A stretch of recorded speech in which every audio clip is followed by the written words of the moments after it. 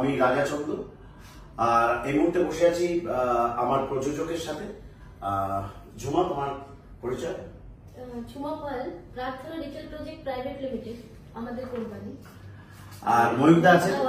ময়ূকদা আছেন। আমরা আমাদের ছবি নিয়ে আমরা বলতে এসেছি।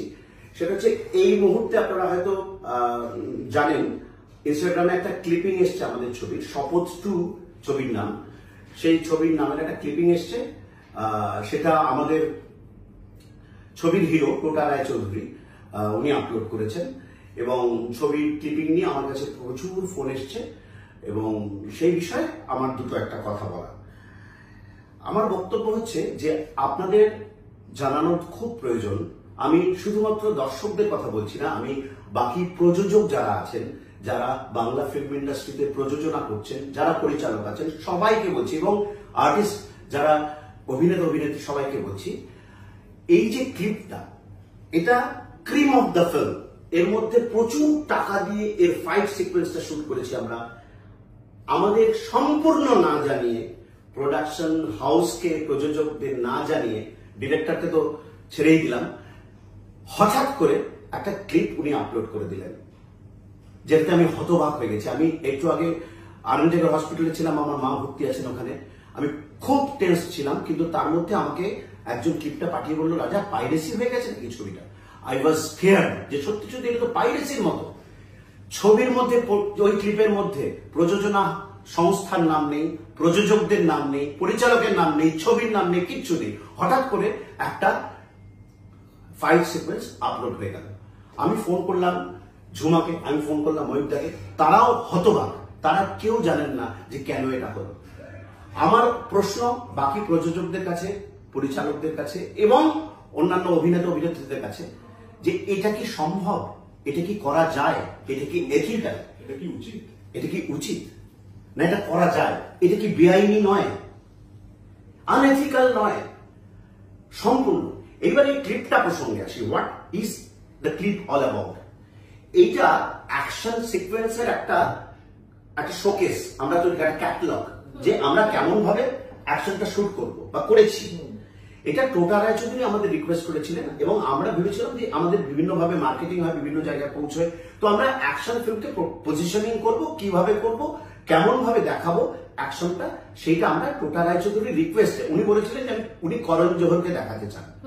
তো ভালো কথা, আমরা খুব খুশি হয়েছিলাম। টোটা রায়চৌধুরীকে ব্যক্তিগতভাবে আমি ভীষণ শ্রদ্ধা করতাম, ভীষণ ভালোবাসতাম। ওনার জন্য তো আমরা 4বার 5বার শিডিউল চেঞ্জ করেছি।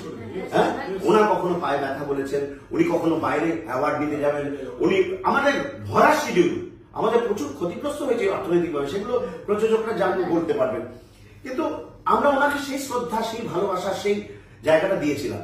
কিন্তু ওনাকে যখন আমি জিজ্ঞেস করলাম যে আপনাকে তো এইটা একটা ক্যাটালগের মতো, আপনি একটা শোকেসের মতো বলে একটা বানিয়ে দাও, এটা মার্কেটিং এর একটা ক্লিপ, সেটা আপনি নিয়ে গিয়েছেন, বলেছিলেন প্রথিতযশা পরিচালক বম্বের করণ জোহরকে দেখাবেন, এবং আমরা খুব উৎসাহিত হয়েছি, তার নিজের মার্কেটিং এর জন্য তাকে আমরা বানিয়ে দিয়েছিলাম।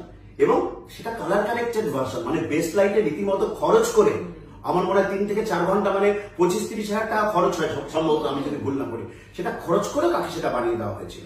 তার মধ্যে কিন্তু কোনো লোগো, কোনো কিচ্ছু নেই, গ্রাফিক্স করা হয়েছে। ওনার মধ্যে যে স্ক্রিনশটস গুলো থাকে, যেখানে রোড শট, সেগুলোকে পরিষ্কার করে দেওয়া হয়েছে, সিজি করা হয়েছে, হ্যাঁ, কম্পিউটার গ্রাফিক্স, সেগুলো করে ওনাকে দেওয়া হয়েছে। উনি দেখাবেন, ভবিষ্যতে হয়তো আরো বড় কাজ আমরা করতে পারবো, উনিও করতে পারবেন সেই কারণে।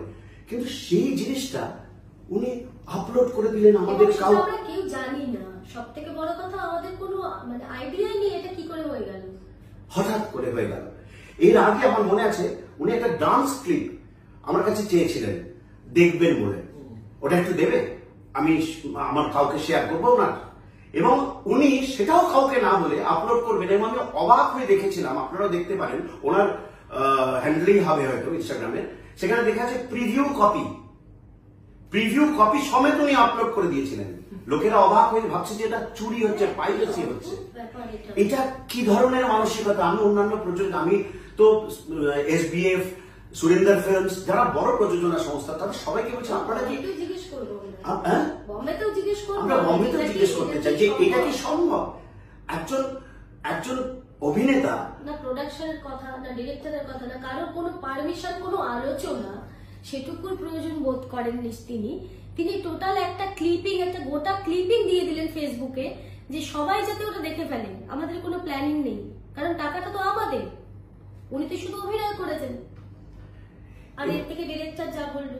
আর সব থেকে বড় কথা যে আমরা সবাই অবাক হয়েছি।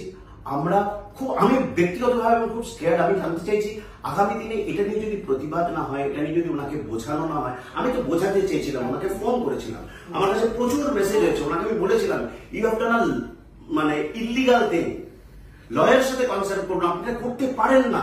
ওনাকে আমি এত মেসেজ করেছি, ওনাকে ফোন করেছি, ফোনের মধ্যে আমি চিৎকারও করেছি ওনার ওপর। আমি চিৎকার করেছি যে আপনি নামিয়ে দিন এটা। উনি বলছেন ওনার, আমি জানি না এত কেন জেদ, এত কেন বলছেন আমার জেদ, আমার ইগো, আমি নামাবো না। কারণটা কি? আমরা কেউ জানি না। ওনার ইচ্ছে মতো উনি একটা জিনিস করে ফেললেন, সেটাতে কতটা একটা সিনেমার ক্ষতি হয়েছে সেটা কি আপনারা আন্দাজ করতে পারছেন? আমার মনে হয় ভবিষ্যতে এরকম একটা মেসেজ থাকা দরকার সবার কাছে, যে আমরা হাত জোর করে রিকোয়েস্ট করছি বাকি আর্টিস্টদেরও, যে যারা এটা আমার ধারণা কেউ করেন এটা, আমার ধারণা কেউ করেননি, কারণ সবাই আমার বন্ধু বান্ধব, সবার সাথে আমি কাজ করেছি, অনেকের সাথে কাজ করেছি, সুপার স্টারদের সাথে কাজ করেছি। তারা কি এটা সমর্থন করেন? আমার জিজ্ঞাসা। যদি আমি ভুল হই, আমি কান ধরে ক্ষমা চেয়ে আবার ভিডিও করব, যদি আমি ভুল হই।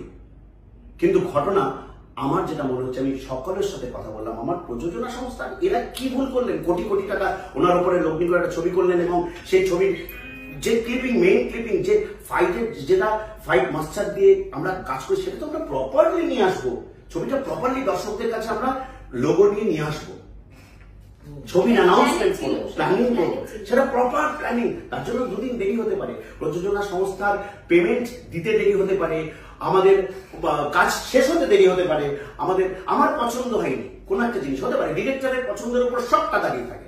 আমার পছন্দ হয়নি, ওনাকে আমাদের এডিটর একটা ক্লিপিং করেছিলেন, আমার পছন্দ হয়নি, উনি লিখেছি, ওনার যে ওনাকে তাড়াতাড়ি করতে হবে, কিন্তু সেটা আমি করতে দিই।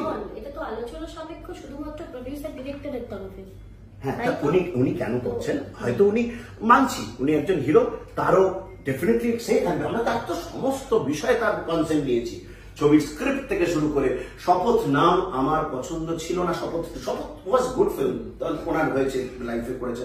শপথ 2 আমরা ভেবেছিলাম যে ওটা অনেক পুরনো, আমরা নতুন নাম দেবো। ইনফ্যাক্ট আজকের দিনে দাঁড়িয়ে আমরা বলতে চলেছি যে আমরা এই ছবির নাম পরিবর্তন করেছি। এই ছবির নাম আর শপথ 2 নেই। This is an announcement, official announcement. রাজা চন্দ্র অ্যাজ এ পরিচালক আমি বলছি, আমরা শপথ 2 নাম এই ছবি রাখছি না, কিন্তু কি নাম রাখছি সেটা আমরা আনুষ্ঠানিকভাবে প্রকাশ করব। আমি দুম করে প্রকাশ করে দিতে পারি না। যদি আমার কোনো ভুল ত্রুটি থাকে ক্ষমা করবেন, আমি এর একটা সঠিক মূল্যায়ন চাই। ধন্যবাদ।